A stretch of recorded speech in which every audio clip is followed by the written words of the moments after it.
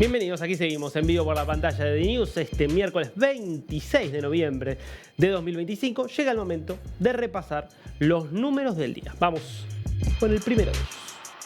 24 niñas nigerianas liberadas tras una semana de secuestro en el norte de Nigeria. Una vez más, venimos hablando desde hace tiempo del nivel de violencia sectaria, de violencia terrorista, armada, que se está produciendo en Nigeria. En este caso no es el secuestro que se produjo hacia el viernes de 300 estudiantes y algunos docentes también de una escuela cristiana ubicada también en la zona nordeste de Nigeria. Estamos hablando de un secuestro que se había producido días antes, de 25 niñas originalmente. Una de ellas termina luego escapándose. Todas ellas miembros de la escuela secundaria Government Girls Comprehensive Secondary School. Esto es en el estado de Kebbi, en el noroeste de Nigeria, y terminan siendo liberadas y están ahora bajo custodia de las autoridades, según confirmó el presidente Bola Tinubu. Ahora, estamos hablando de un fenómeno que es cada vez más preocupante, que comenzó hace más de 10 años con el famoso secuestro de las niñas de Chibok, cuando 1.500 niñas eran secuestradas, en principio en el caso de Chibok, con razones ideológicas, básicamente islamistas, para convertirlas en esclavas sexuales, para demandar concesiones como la liberación de terroristas que están encarcelados en prisiones nigerianas, y en otros casos se hace por cuestiones 100% económicas, que es lo que parece ser tanto este como el secuestro que continúa activo con, se estima, más de 200 niños, 200 jóvenes que permanecen secuestrados, en ese caso los pertenecientes a la escuela cristiana también en el norte de Nigeria. Segundo número del día. Nos venimos a la Argentina, dato económico que celebraba ayer el gobierno de Javier Milei, y es un aumento de 0,5% mensual en septiembre, en la actividad económica. Un aumento mayor al que se esperaba para un mes que fue muy complicado, porque es el mes previo a lo que fueron las elecciones de octubre, de mucha turbulencia financiera, y que termina marcando un crecimiento de 5% interanual. Vamos a ver los datos que publica el Instituto Nacional de Estadísticas y Censos. La línea azul nos muestra la evolución de la actividad con la estacionalidad propia de los meses en donde hay más actividad y los meses donde hay menos actividad. Fíjate vos que tuviste en mayo sobre todo un pico que es habitual para esa época del año y después termina cayendo. Ahora, la comparación interanual, que básicamente nos pone entre acá y acá, habla de un incremento de 5%. Ahora, lo interesante es que cuando vos ves la línea amarilla, que es la serie desestacionalizada, es decir, sin tener en cuenta los factores que tienen que ver con las variaciones estacionales, muestran que hubo un punto de crecimiento más alto que había sido febrero. Si vos ves, entre marzo del año pasado y febrero de este año hubo un crecimiento real de la actividad económica, y en febrero y sobre todo en marzo ese crecimiento se detiene a partir del comienzo de las turbulencias políticas que empiezan a afectar también a la economía y sobre todo al tipo de cambio. Bueno, lo que vemos es que hubo en los últimos 2 meses sobre todo cierta recuperación. Ahora, si vamos a ver el segundo gráfico, lo que nos vamos a dar cuenta es de que es muy desparejo este crecimiento. Acá lo que se mide es actividad económica, todo lo que tenga que ver con movimiento de la economía. Lo que pasa es que lo que más creció, esto es todo interanual, 58% es pesca, que tiene un impacto en la calle muy reducido. ¿Qué creció también? Bueno, creció la intermediación financiera, que está 38%. El sector de minería creció 8%. Son los sectores que más están creciendo. La industria es el que está acá, termina con una caída de 1%.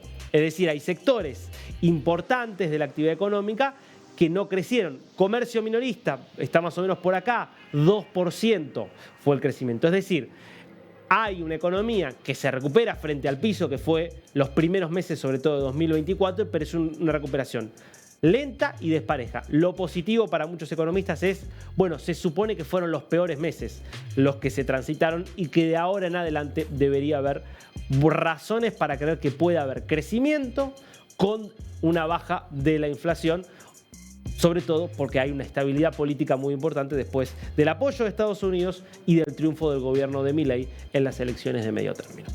Nos metemos ahora con las caras del día.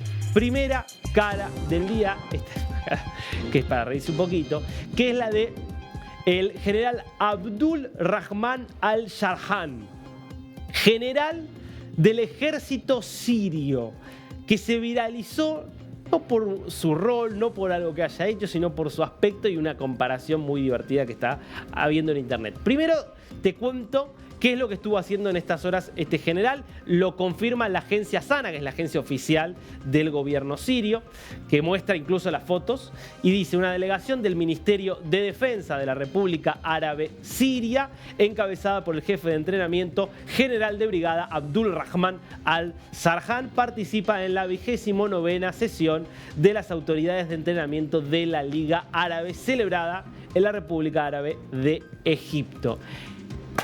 ¿Con quién comparan al general al-Sharhan? Mirá la comparación, por favor. Tenemos las imágenes. Míralo. Decime si no es igual al general Aladín, que es el personaje que hace Sacha Baron Cohen en esta película muy divertida del año 2012, que es The Dictator, el dictador, que lo muestra este dictador ridiculizado de un país árabe, en este caso es de un país del norte de África, inventado, que es la República de Wadiyah, que es narcisista, megalómano, asesino, pero al mismo tiempo profundamente infantil. Bueno, claramente una caricatura que parece sobre todo muy inspirada en Muammar Gaddafi, por ese estilo, incluso por los lentes y más, que era algo muy característico del ex dictador libio, que, recordemos, termina siendo derrocado. Ahora, el physique du rol da, ¿no?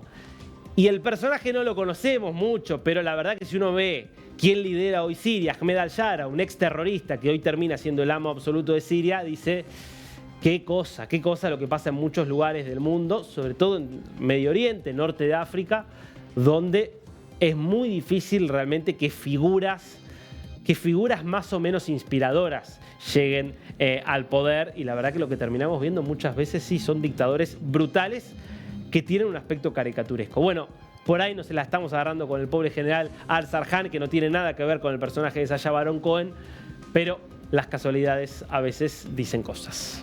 Última cara y segunda del día. Dror Or, nos ponemos serios porque es la confirmación de la identidad del último rehén entregado por Hamas a Israel en el marco del acuerdo de cooperación que siguió a los pactos del Sharm el-Sheikh. Anoche llegó a manos de las Fuerzas de Defensa de Israel este hombre de 48 años que había sido asesinado el mismo 7 de octubre y que había sido llevado su cuerpo robado por los terroristas a Gaza y que había permanecido hasta anoche allí. De esta forma lo confirmaban las Fuerzas de Defensa de Israel. Representantes de las FDI informaron a la familia de Dror Or que su ser querido ha sido devuelto para su entierro, de acuerdo con la información de inteligencia. Dror Or, de 48 años, fue asesinado por la organización terrorista Yihad Islámica el 7 de octubre de 2023 y su cuerpo fue secuestrado a Gaza desde su casa en el kibutz Be'eri. Su fallecimiento fue determinado oficialmente el 2 de mayo de 2024. Deja atrás a 3 hijos.